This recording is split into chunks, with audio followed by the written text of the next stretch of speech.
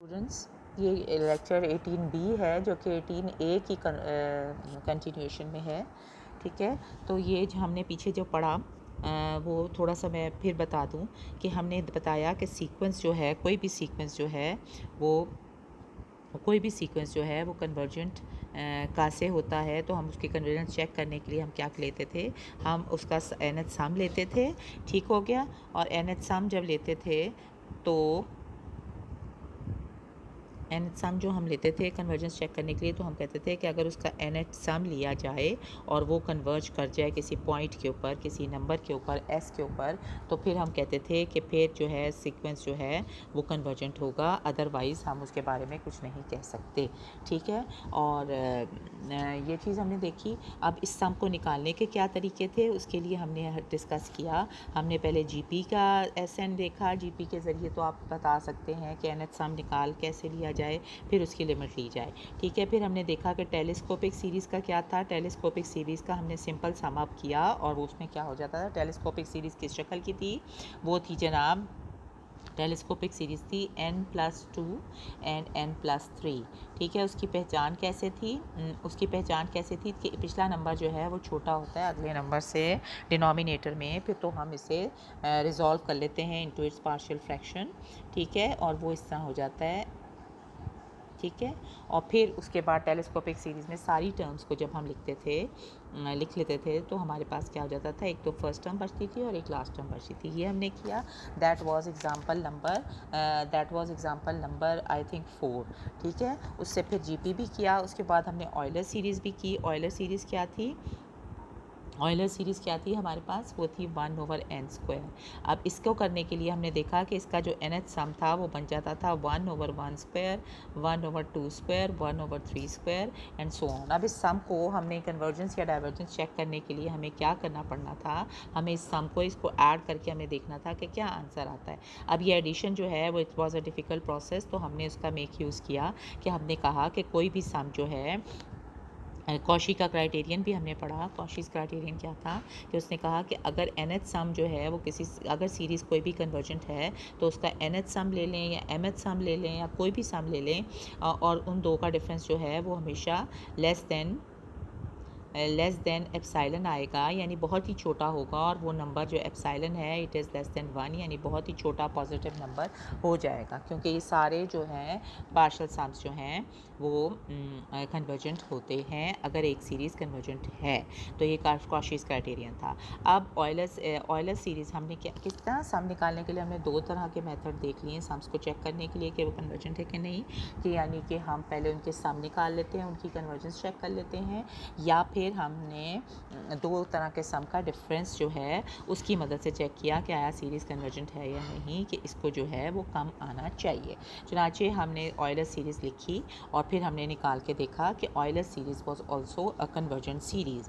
और दूसरी चीज़ जो हमने नोट की थी वो थी कि an जो है, अगर कोई सीरीज़ कन्वर्जेंट हैं तो फिर लिमिट ऑफ an यानी nth टर्म जो है उसकी लिमिट जो है वो 0 आती थी।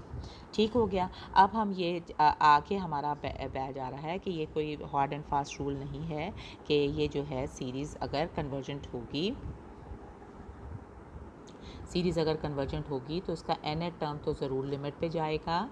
ठीक है, फिर दूसरी बात होगी कि उसके जो उनका सम जो है, दो पार्शियल सम्स जो हैं उनका डिफरेंस बहुत छोटा होगा।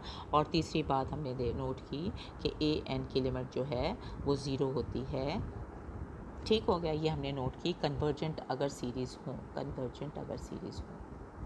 ठीक है, अब हम एक एग्ज़ाम्पल और करते हैं, देखते हैं कि एक और एग्ज़ाम्पल करते हैं कि वो हम देखते हैं हार्मोनिक सीरीज़ के लिए।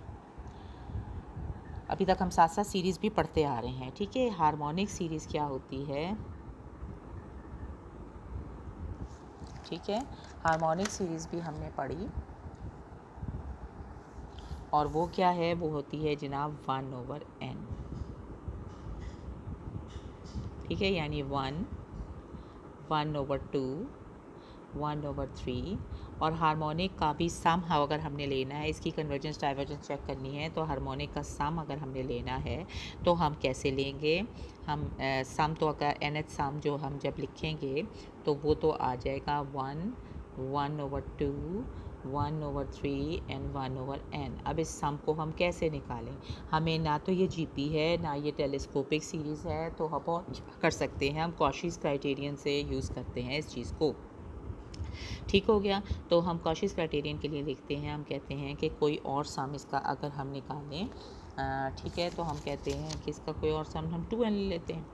ठीक है, तो वो आ जाएगा 1/2, 1/n, 1/n+1 और फिर मज़ीद n टर्म्स हो जाएंगी 1/2n। जब हम इन दोनों को सब्ट्रैक्ट करेंगे, ठीक है, जब हम इन दोनों को सब्ट्रैक्ट करेंगे अपने कॉशीज़ क्राइटेरियन के लिए, तो S2n माइनस Sn में क्या आ जाएगा, ये सारे n तक ये सारे आपस में कट जाएंगे और हमारे पास आ जाएगा n+1, 1/n+2 एंड 1/2n। अब इस चीज़ को अगर हम देखें, ठीक है, तो हमारे पास हम कॉशीज़ क्राइटेरियन को चेक करने के लिए हम क्या करना चाहिए कि पूरा जो सम है इसको लेस देन किसी नंबर, ऐसा नंबर जो कि लेस देन 1 हो, उसके तक आना चाहिए। एब्सोल्यूट का मतलब उसका मैग्नीट्यूड अगर हम लें, ठीक होगा। अच्छा, अब हम इसको ये देखते हैं, सॉरी, ठीक हो गया, एक मिनट में इसका रबर को ठीक करूँ। ठीक है, कॉशीज़ क्राइटेरियन देखते हैं। तो अब ये हम देखते हैं कि 1/, अब मैं देखती हूँ कि n+1 जो है, ठीक है, it is 2n is greater than n+1। ठीक है, तो 1/n+1 will be greater than 1/2n। सही बात है ना? ठीक है, तो इसी तरह इसको अगर मैं देखूँ, ये वाली term plus n+2 will be also 1/n+2 will be greater than 1/2n and so on and so fourth. तो मैं इसको लिख सकती हूँ,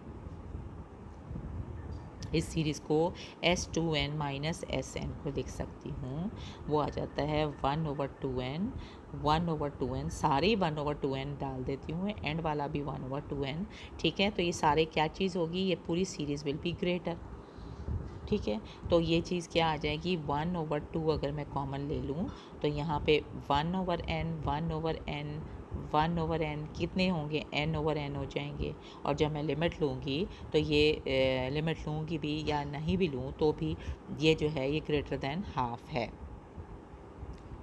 ठीक है, ये ग्रेटर दैन हाफ है, हाफ हो जाता है।